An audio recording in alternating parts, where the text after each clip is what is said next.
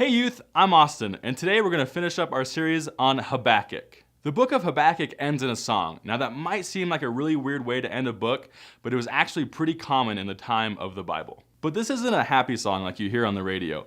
This is a sad song, and when God's people heard it, it made them cry. And when someone cries, it kind of makes everyone feel uncomfortable.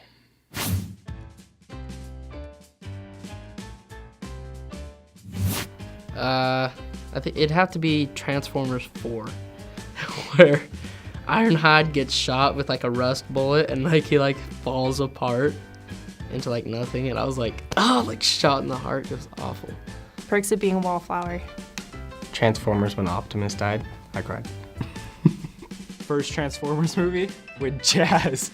Jazz, when he got ripped apart. And I was like, not only did he get ripped apart, my heart just got ripped apart with him.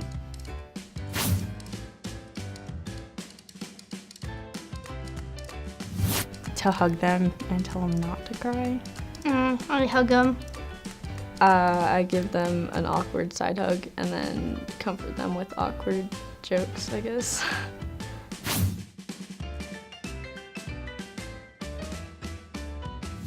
All the time. Never. Men don't cry.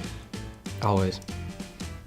Like any gut-wrenching scene from the Transformers franchise, the people at the end of Habakkuk felt like crying. God's people were going through a really rough time right now. And you know, sometimes we can go through hard times. Like we've already said in this series, life can be unfair and it stinks, but bad things really happen in real life. When bad things happen in life, we have a choice. We can either follow God or not. I mean, why do you follow God? Do you follow God because He makes your life easier or better? If that's the real reason that you're following God, you're going to be really disappointed. Because even if you're following Him and obeying Him, life's going to be hard. That's why the Bible teaches us that we can't follow God just when life is good.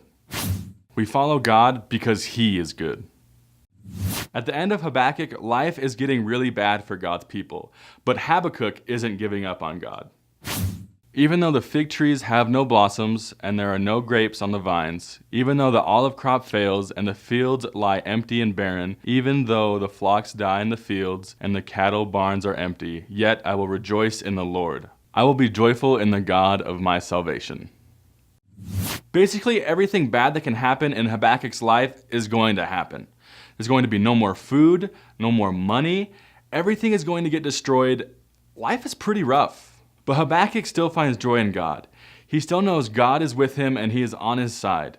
He still knows God loves him and will save him one day. God is still good. God isn't Santa Claus.